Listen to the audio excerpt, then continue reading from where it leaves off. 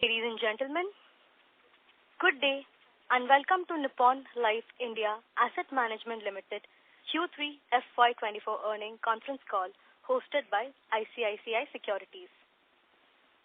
As a reminder, all participant lines will be in the listen-only mode and there will be an opportunity for you to ask questions after the presentation concludes. Should you need assistance during the conference call, please signal an operator by pressing star, then 0 on your touch-tone phone. Please note that this conference is being recorded. I now hand the conference over to Mr. Anshuman Deb from ICICI Securities. Thank you, and over to you, sir. Good morning, ladies and gentlemen. On behalf of ICICI Securities, we welcome you all to the Q3 FY24 results conference call of Nippon Life India Asset Management Limited. I now hand over the call to Mr. Sandeep Sikka, Executive Director and CEO, for his initial remarks, post which we will open the floor for Q&A. Over to you, sir. Good morning and welcome to our Q3 FY24 earnings conference call. We have with us our Chief Business Officer, Saugata Chatterjee, Interim CFO, Amol Bilagi, Chief Distribution Officer, Arpan Saha, Head of ETF, Anu Sundaresan, Head of AIF, Ashish Chogani, Deputy Head of AIF, Ashwin Duggal, and Mutsui-san, nominee of Nippon Life Japan. Our detailed investor presentation and press release have been uploaded on the exchanges as well as on our website. I would like to share some comments on the recent industry trends and our performance prior to addressing your questions. I would like to start by mentioning that Q3 FY24, NAM India has achieved its highest ever quarterly operating profit of INR 2.51 billion as well as a profit after tax at INR 2.84 billion. Importantly, our equity net sales market share and SIP market share remain well above our equity AUM market share. This is the result of consistent efforts on part of the business teams. At the same time, we continue to focus on diversification with specific focus on fixed income, alternate and offshore businesses. Beginning with the markets. Equity markets in Q3 FY24 showed a robust performance. The Nifty moved up by 11% quarter-on-quarter, while Nifty mid-cap and small-cap rose 13% and 15% respectively. RBI held the repo rate steady at 6.5%, while the 10-year G-Sec yield moderated by 5 basis points quarter-on-quarter to 7.17%. Coming to the data of mutual fund industry quarterly average AUM grew by 5% quarter-on-quarter in Q3 FY24 to INR 49.2 trillion. This reflects a year-on-year growth of 22%. Strong momentum in equity segment sustained as the share of equity in the overall AUM continued to increase, ending at 56% for quarter Q3 FY24. Now moving to flows. The equity category, excluding index and arbitrage, witnessed a gross inflow of INR 1.61 trillion and a net inflow of INR 578 billion. Both gross and net were higher on quarter-on-quarter basis. Strong inflows were witnessed across all major categories, led by small cap, sector, thematic categories. Investments via SIPs route further increased, with SIP contribution for the quarter being INR 516 billion, up 29% year-on-year and 10% quarter-on-quarter. Monthly SIP flows in December 2023 stood at INR 176 billion, which was an all-time high. SIP folios increased 7% quarter-on-quarter to 76.4 million. The fixed income category, that is both debt and liquid, witnessed net outflow of INR 291 billion. Majority of the outflow was in shorter duration funds. The ETF category had a net inflow of INR 71 billion. At the end of the quarter, unique investors in mutual fund industry increased to 42 million, while industry folio increased to 164 million. Now moving to our business performance. We closed the quarter with total assets under management of INR 4.81 trillion.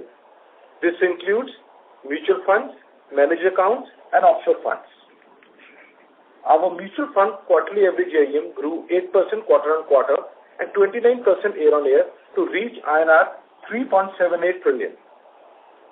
On YTD basis, we have been the fastest growing AMC amongst the top 10 players with 29% growth over March 23. Now, I would like to share a few highlights for the quarter. Starting with the market share, our market share increased by 21 basis points quarter-on-quarter to 7.67, with market share increase across asset categories. This is the third successive quarter for market share increase that we have witnessed. Our equity market share also continues to improve. It increased from a low of 6.18 to 6.67%, of which there was a 15 basis point improvement in Q3 FY24. The share of equity AUM in our overall AUM continued to increase and stood at 48.6% for Q3 FY24, up from 46.8% in Q2 FY24. Performance of most of our equity schemes remains strong, and this, along with our distribution network, digital capabilities, and strong risk management, helped us again deliver double-digit market share in net sales in equity plus hybrid segment in Q3 FY24. On the segmental front, our individual AUM, which consists of retail and HNIM, saw further market share improvement. Individual AUM grew 12% quarter-on-quarter to INR 2,352 billion. Market share increased by 21 basis points quarter-on-quarter to 7.66%. Our B30 AUM grew 10% quarter-on-quarter to INR 791 billion, which keeps us among the fastest growing large AMCs in B30 locations. Our market share improved 13 basis points quarter-on-quarter to 8.71%. This segment forms 20% of our AUM versus 18% for the industry. We continue to have the largest base in the mutual fund industry with 15.5 million unique investors. We are humbled to have 1 in 3 mutual fund investors in India. I would like to touch upon some important aspects on our systematic book. I'm happy to share there has been a continued uptick in our systematic flows over last 10 quarters, which has led to an increase in our market share. Of the incremental SIP flow in the quarter, we had a market share of almost 18%. SIP market share increased by roughly 260 basis points over March 2023 to December 2023, ending at 8.7%. Our monthly systematic book rose by 21% to INR 21 billion for the December 2023 over September 2023. This resulted in an annualized systematic book of INR 252 billion. On a YTD basis, monthly systematic book grew by 88% over March 2023 as against 23% growth for the industry. Number of systematic transactions for the quarter increased 18% quarter-on-quarter to roughly 15.2 billion. 63% of our SIP AUM continued for over 5 years versus 27% for the industry. Briefly moving on to the ETF segment, we continue to be one of the largest ETF players with AUM of rupees 929 billion and a market share of 15.4%, which increased by 134 basis points quarter-on-quarter. The gold and silver ETF remains the biggest funds in the category. Overall, passive AUM, which includes ETF and index funds, crossed INR 1 trillion in the quarter. Our share in the industry ETF folios is 61%. We have 64% share of ETF volumes on NSE and BSE. Our ETF's average daily volumes across key funds remain far higher than the rest of the industry. Moving to our distribution franchise, our digital strategy is continuing to deliver better results with a clear emphasis on increasing reach and taking advantage of technological innovations to deliver a smooth user experience. The perpetual beta approach has enabled us to continuously strengthen our digital ecosystem and provide an easy and a straightforward investment experience to our investors and partners. Digital purchased transactions rose to 4.25 million in 9 months, up 76% year-on-year. We have witnessed close to 14% increase in Q3 FY24 compared to Q2 FY24. The digital channel also contributed to 58% of the total new purchase transactions for 9 months FY24. Our physical distribution base is well diversified with presence in 260 locations across the country. We have over 98,000 distributors in total and added 2,400 distributors during the quarter. Now I would like to briefly update on our subsidiaries, namely AIF and Singapore subsidiary. Starting with the AIF, as mentioned in the past, AIF continues to be an important focus area for NAM India. Under Nippon India AIF, we offer Category 2 and Category 3 alternate investment funds and have a total commitments of INR 60.3 billion across various schemes. The company has started broadening its focus across asset classes. Towards this end, we recently launched our credit AIF and a long-only equity AIF. Fundraising is currently underway, and both funds have undertaken their initial closing. During the quarter, we successfully achieved the final closing of 8 Category 3 long-only equity AIF, Nippon India Equity Opportunity AIF Scheme 8. We had launched a tech fund of fund in 2020, which was anchored by large Japanese institutional investors and corporate investors. This fund is in advanced stage of deployment, with nearly 80% of the commitment raised and having deployed across 12 tech VCs and funds.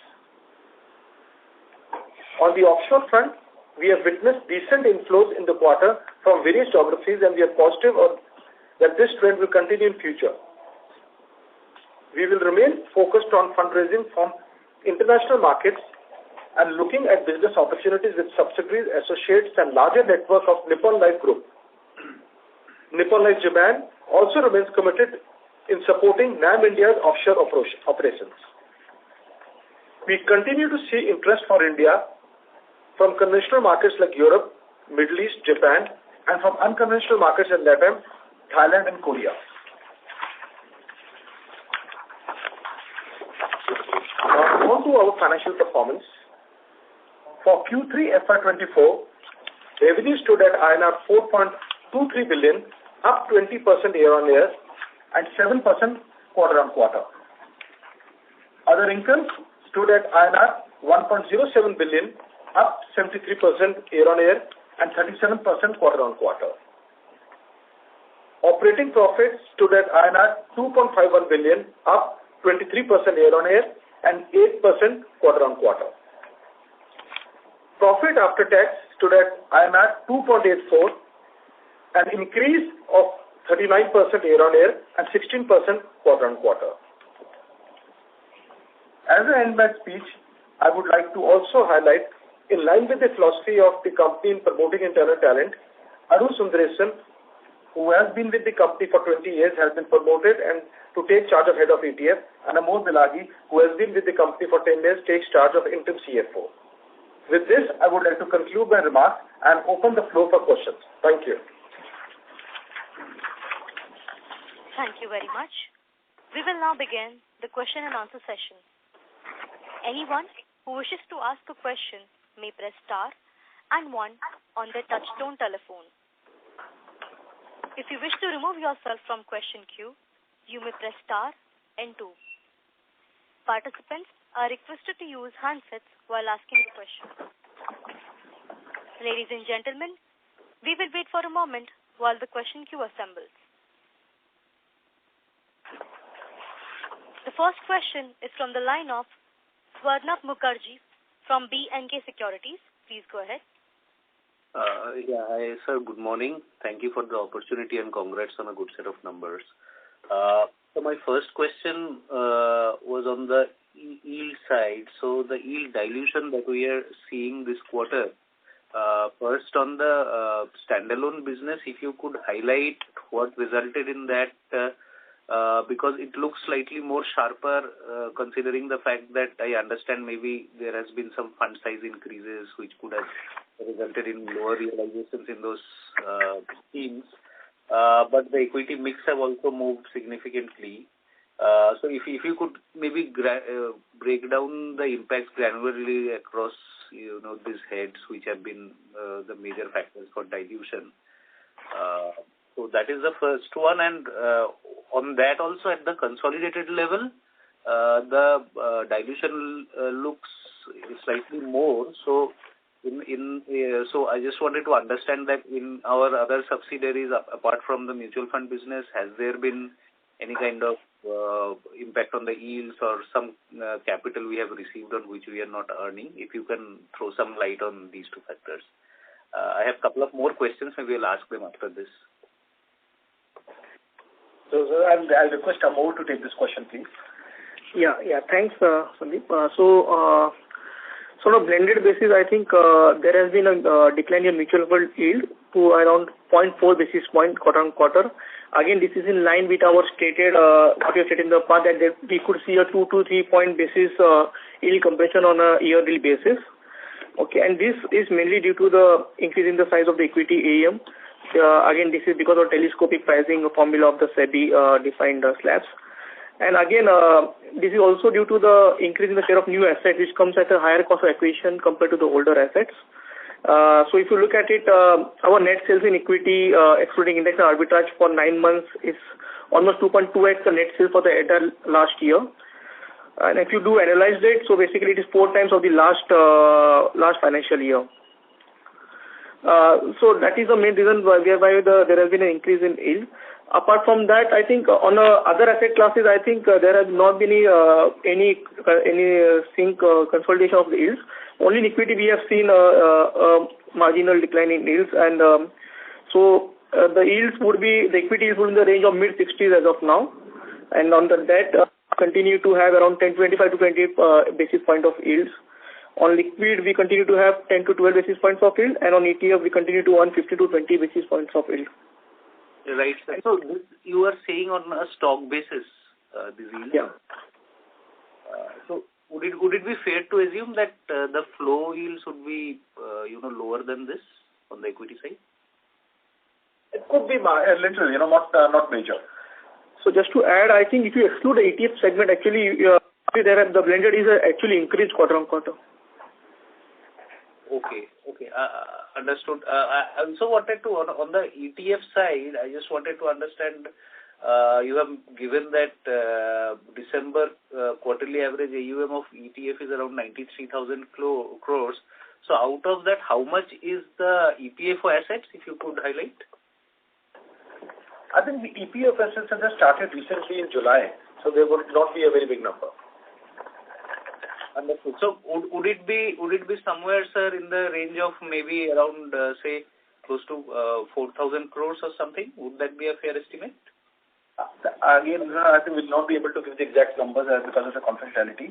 I think as we have mentioned in past, roughly, indicatively, I mean the EPFO will be investing around 15,000 crores per annum, but again, exact numbers and all will be very difficult for us to share.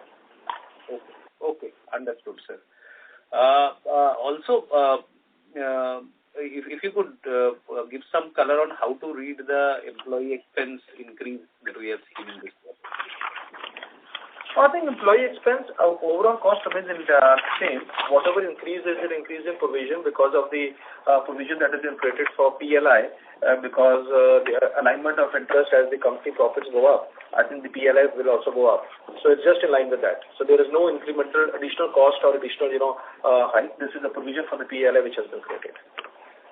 Okay, sir, understood. So assuming that how the markets have done, etc., everything, so we should we see a similar run rate in the fourth quarter also? Very difficult to predict. I think none of us are in a position to say that. But I think overall, the good thing is, I think the granular business that we have built up, I think we are seeing very strong momentum. And I think the new investors coming from small cities and towns, especially, in our digital ecosystem that we have built up, we believe, I think we'll be in a better position compared to the industry to see the flows going forward. Understood, sir. Okay. Thank you so much. I'll get back in with you.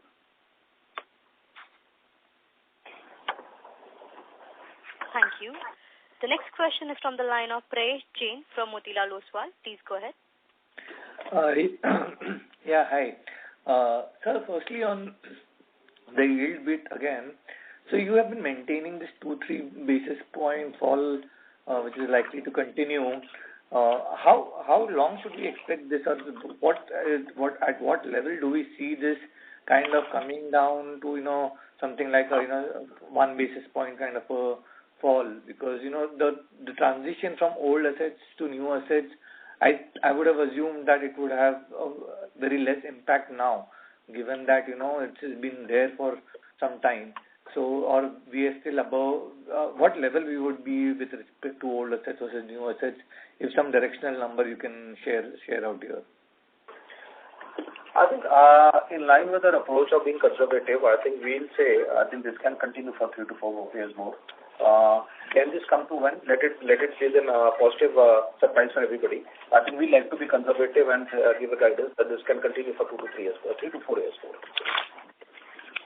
Any thoughts on the share of old assets versus new assets? Around 30% old assets are there. Okay. Got that. So secondly, with regards to the net inflows that you would have seen in this quarter or for the 9 months, could you give some understanding as to how much of it was in the small cap fund and how much is the rest, or is it quite distributed, or it's driven largely by small cap fund or the mid cap funds? I think from our perspective, we continue to maintain a very, very diversified portfolio. As you are aware, a few months back we had stopped inflows into a small cap fund. So technically speaking, only incremental flows can come there. I think we continue seeing funds coming across our categories: the large cap, mid cap, growth fund, focused fund. So we are seeing clear flow across our categories. So it will not be skewed towards one. I think the biggest thing I'd like to be what we have been working on is to build up a very granular distribution system, and which has come to a point where we're happy to share with you at this point of time. Majority of the SIPs, 76% of our SIPs are below 5,000 rupees, and they're spread across various categories. And in amount terms, in number of investor terms, it goes in excess of 90%. So the idea is to have a granular approach, I think, well diversified, well de-risked portfolio. Okay. So on this customer base, how many of your customers would have more than one scheme of Nippon, and how do you plan to increase that? Again, very difficult to at this time to say, but I think it's we are, I think, at this point of time in advanced, deployment of AI, and I think trying to work on multiple things to increase the penetration. As we talk today, I think it is something between 1.5 to 1.8. Okay. Then my last question is on the distribution side. We do have tie-ups with many banks, national distributors, but still, what would you attribute the way we have seen the improved performance? Somehow the market share increase seems to be lesser. We could have possibly more market share given the fund performance has been consistently improving. What would you attribute that to, and how can you change that to see further market share gains? I think very difficult to, it depends how you see it. I think from our perspective, one thing is very clear: we want to have more sustainable growth rather than have very quick growth. So I think we are building a strong foundation across. I think our approach will remain, I think definitely market share can increase by getting higher AUM or higher ticket size of SIPs. But I think our focus continues on smaller ticket size. Our average ticket size of SIP is 2,803. And I think, like I mentioned earlier, 90%, about 90% of our SIPs are below 5,000. Just correction, I said 10,000 earlier, below 5,000. And we continue that our focus will be on smaller business, which means business will grow slowly, but will be more stable and predictable. Any particular measures that you are taking on the distribution side that you can highlight? I think it's a continuous journey. Very, very difficult to say that one particular thing. I think idea is to continue, increase productivity, increase efficiency, and I think increase the quality of engagement and reach. All right. Thank you. Thank you. The next question is from the line of Abhijit Sahakre from Kotak Securities. Please go ahead. Hey, hi. Good morning, everyone. So the first question is if you can share the net flow market share for the quarter gone by. I think 2Q was about 11%.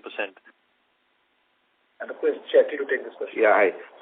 So the net sales market share is in excess of 10%. We continue to be in double digit month on month and for the quarter as an average. Got it. And sir, within the SIP pool of money, what would be the share of the largest category or the top three categories there? I think while we individually do not give the category, I think the top five funds are about 80% for us. Got it. And again, some similar color on the SIP flows in terms of the improvement that has happened. If you can qualitatively or with some numbers give us a sense of where it is coming from, whether it's banks, national distributors, MFDs, fintechs. Yeah, Saugata Chatterjee side. So I think the most important part, and which is what Sandeep also did allude earlier, that we believe in a fragmented business approach, and if you see the number of locations where we operate out of, close to 280 locations, we have majority of our business coming from mutual fund distributors, MFDs. The digital fintech platforms also have a very strong, inflow of retail applications which come to us. And, also the other categories which we cater to are these PSU banks, the national distributors. So we have a very large franchise of distribution network. Hence, it is not focused on a particular category which gives us business. Also, it is very important for us to note that we don't do NFOs, and hence it is a natural flow of business which is coming into all our products, which is a very important thing one should keep in mind when we assess the monthly flows. The other side is the SIP. If we are incrementally increasing the SIP book, that itself shows that very strong inflow is coming from B30 market. We have a very strong market share in the B30 space, and that too is adding to the granularity of the incremental flows which are coming in. Sir, one follow-up there. Can you give us some sense on what's been the trend, recent trends on SIP closures as well? If you've seen, people also booking profits or, closing their SIPs given the market levels.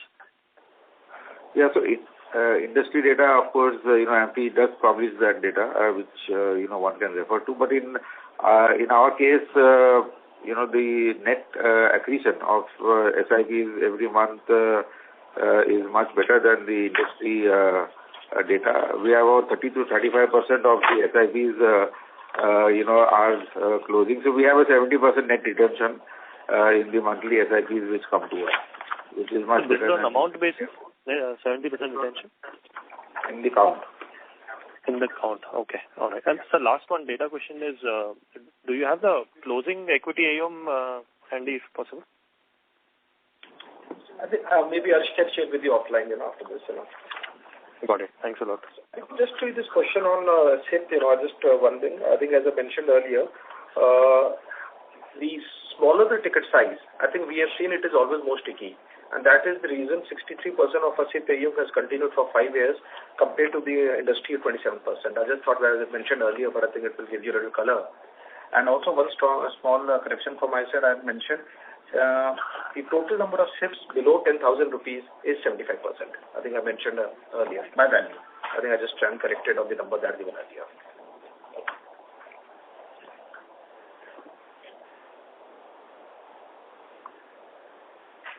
Thank you.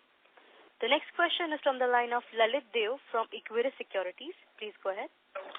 Yeah, hi. Good morning, everyone. So, sir, firstly on the yield side, as you mentioned that the equity yield is around in the mid-60s. So we have seen a sharp decline over the past 2 quarters. Like it has gone down from mid-70s to mid-60s. So can you qualitatively highlight the difference between the stock yield and the flow yield? Like what is the current status over there? Yeah, sorry, we don't share that kind of number, so we'll not be able to share that number. No. And so second, and one thing on the ETF side, so like in the volume market share, we have seen some decline in the overall volume market share in the ETF side. So in the industry level, we are seeing that there are a lot of players who have been launching ETFs, a lot of schemes on the ETF side. So what are the reasons what are the ways which we are trying to do to dominate, to maintain this kind of a market share going ahead? Could you give us some sense over there? I think broadly that I'll break it in 2 parts. Definitely, we've been a dominant player in ETF. I think our volumes on the stock exchanges is 2/3 of the volume are ours. And definitely new players coming, I mean, there can be a little plus minus in volume. But I think one thing that we have to understand is unlike mutual funds, in ETF, 2 things remain very important, volume on the stock exchange and liquidity. These 2 things basically drive future growth. So I think from our perspective, we believe we are in a very strong position, but definitely new competition will come, and there could be a plus minus this thing of our percentage of volumes on the stock exchanges. But I think from our point of view, the focus continues on profitable growth. I think we do not believe that. I think we'll continue launching ETFs at low cost. Because we do not believe that can increase volume. I think it's a tracking error and the liquidity which holds the most important thing, and we feel I think we are in a very strong position there. Sure, sir. And so one last data keeping question, sir. Could you give us the new SIP registrations done during the quarter? New additions is 3.8 lakhs? 3.8 lakhs monthly. Sure, sir. It is a 1 million. So, yeah, thank you. Thank you. The next question is from the line of Sahej Mittal from 3P Investment Managers. Please go ahead. Hi team, good morning and congratulations on a good set of numbers. So just 2 questions. What would be our unique SIP customers or unique SIP folios of the 68 lakhs which we have? I think we will not have that number. I think the total number remains about 68 lakhs. I was just trying to understand the overlap in SIP. I understand. I think from like I said, I think our total number of folio count that it's 2.2 crores and 68 are unique, but 68 are the folio count of SIPs. I mean, if that was to give you color, that will help you. Got you. And what would be the average age of new SIP customers who are coming in? Just some qualitative comment on that. I think again, difficult to put a number to it because most of the SIPs which are being signed up, I mean, they are 5, 10 years plus. But that is not important. The idea is how many of them stay. And I think as I mentioned earlier, because of the granular business that we run and very small ticket size, what we have seen is stickiness is much higher when the ticket size is smaller. And that's the reason, 63% of our SIP AUM has remained with us for more than 5 years compared to the industry, which is about 27%.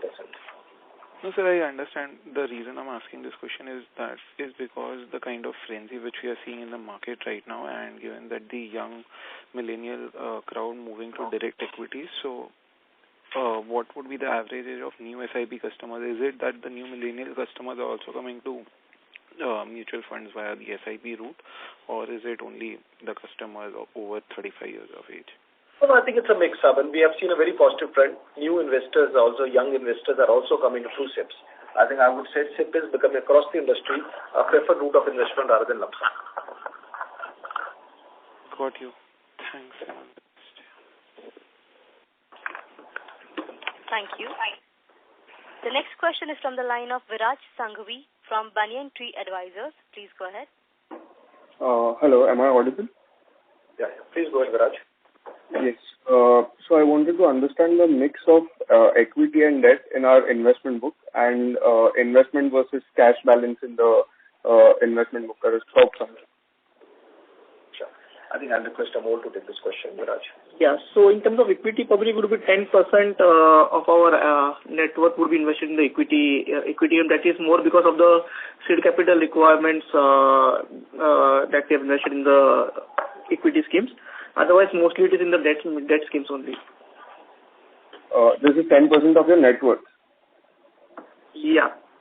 Okay. And out of that 10%, most of that equity part will be invested in your own Nippon schemes, right? They are 100% invested in Nippon schemes. Okay. Got it. Thank you. Thank you.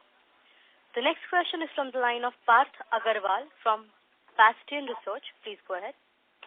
Hi. Thank you for the opportunity and good set of numbers. I had just one question on the number of bank distributors, which has suddenly increased from 77 in September quarter to 88 in the current quarter. Is there any reclassification involved, or can you help me understand this number? Hi, this is Arash here. There has been a reclassification this quarter. There is no other change. We can connect offline for that. Sure. Thank you. That's all from my side.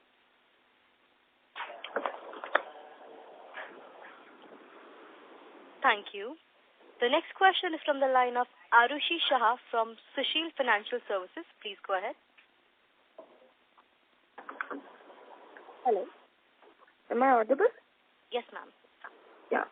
Thank you for taking my question. Number one is, could you just give me a brief idea on the blended yield and when is it expected to, flatten out and start increasing, a brief timeline or something? And second question, is based on, our other income has shot up tremendously in the current quarter. Is it going to be prevalent or is it a one-time thing? I'll request Amol to take this, please. Yeah. Hi, Arushi. So, Arushi, as I mentioned, the blended yield stands at around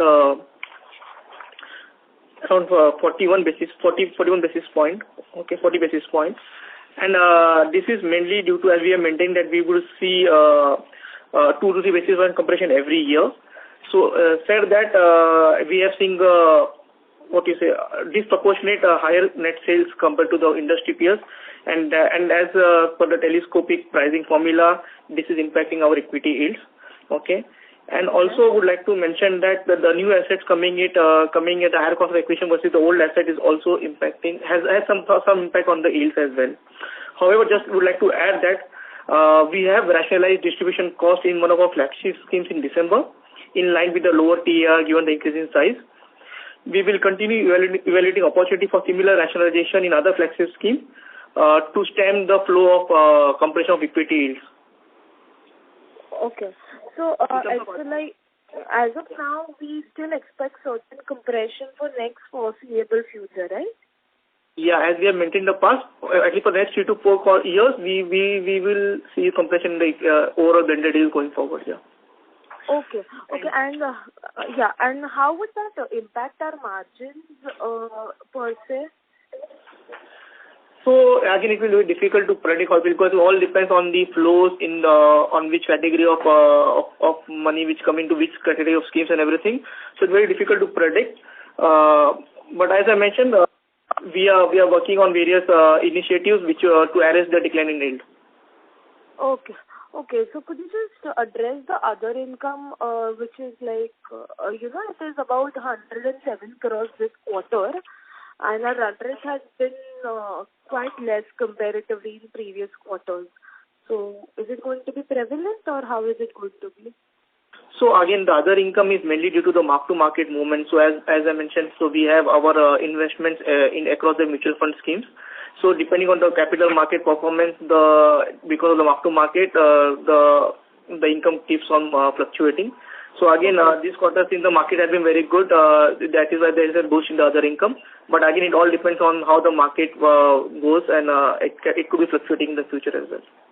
Also, what is our growth driver going to remain going further, like like a bird's eye view I have to see.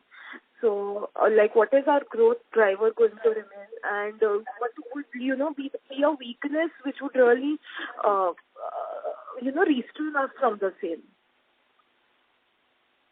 Yeah, I think from a growth driver point of view, I think the industry offers an enormous opportunity. The key lies in execution, and this business is a scale business.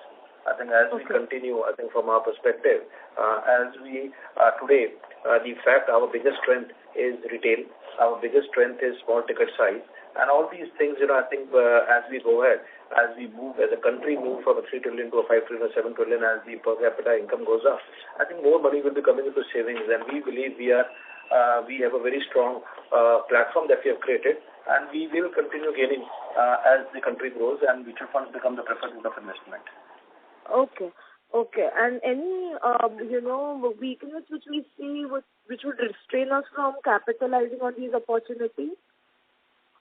I think with this business, like I said, both the weakness, I mean, if I were to say, I think we have to execute. I think we have to continue creating wealth for our investors.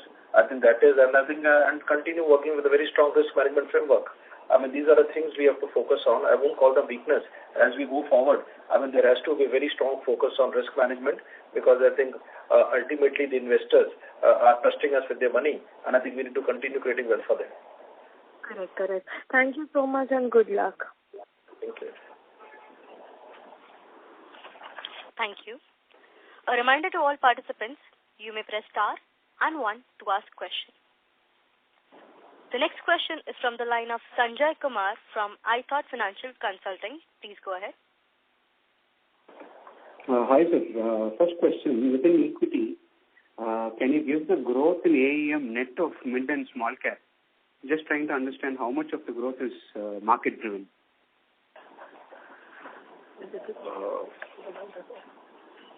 Just to Saugata's side, there's some broad numbers I can only share with you that when we categorize the net sales growth across large cap, mid cap, small cap, and the various other market caps, from our perspective, almost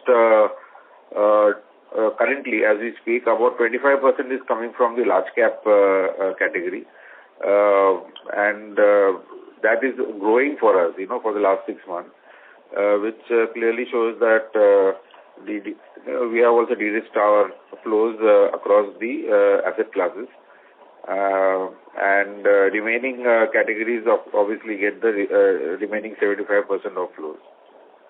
Would you have that figure for the industry as well? Industry, obviously you can refer to the AMFI data, but the large cap category is actually just turned positive in the month of December. Till December, the large cap category was negative in the industry. Okay. And just an extension, are we doing any counter-cyclical investment either on the large cap side or on the debt side? There could be a trade on duration given the rate cycle, which will kind of help us broad base our business and de-risk away from mid and small. Could you repeat that question, please? Are we doing any investment, say marketing investments or on the employee side, on the debt side and the large cap side? So I think it's a continuous endeavor to de-risking our business. That's exactly, it's not only from within equity and say multiple schemes in equity, but also from in different asset classes. And further extending it from mutual fund business to other businesses. So the company continues focusing on de-risking every product line, asset category, and business line. So we are definitely making efforts towards that. Great. Last question: How do we look at employee costs going forward? 17% year on year, while revenue is up 20%. How much of it is linked to revenue growth, or in a market correction will this impact our P&L?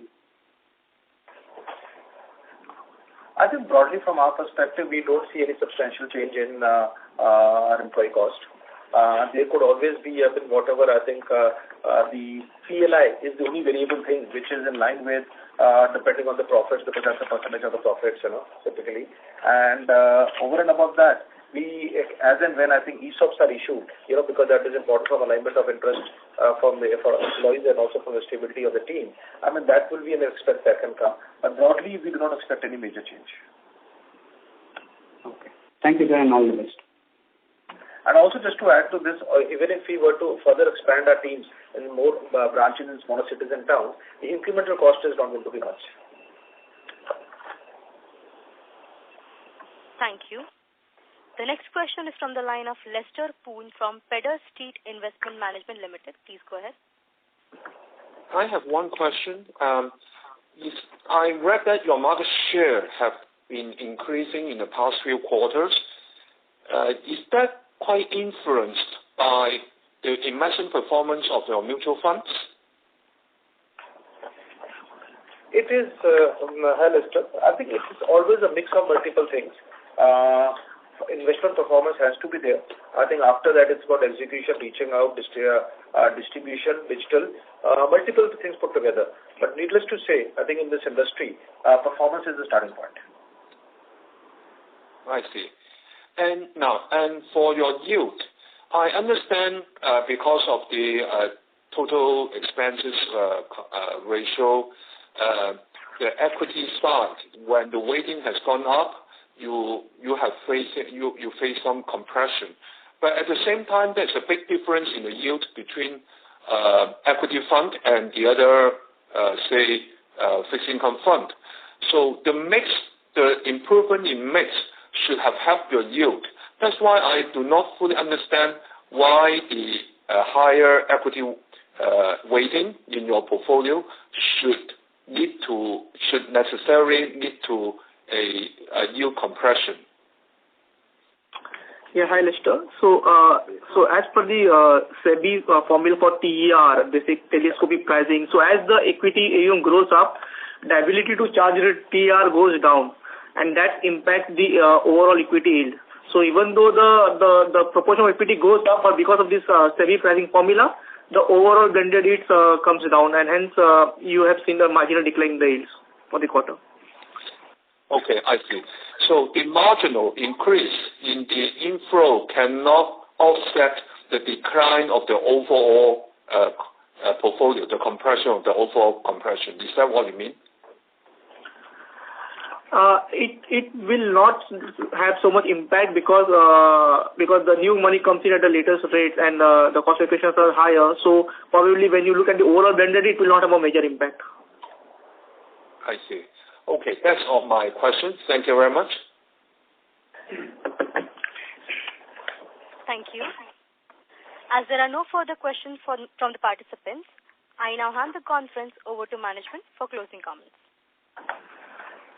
Yeah, thank you all for joining the call.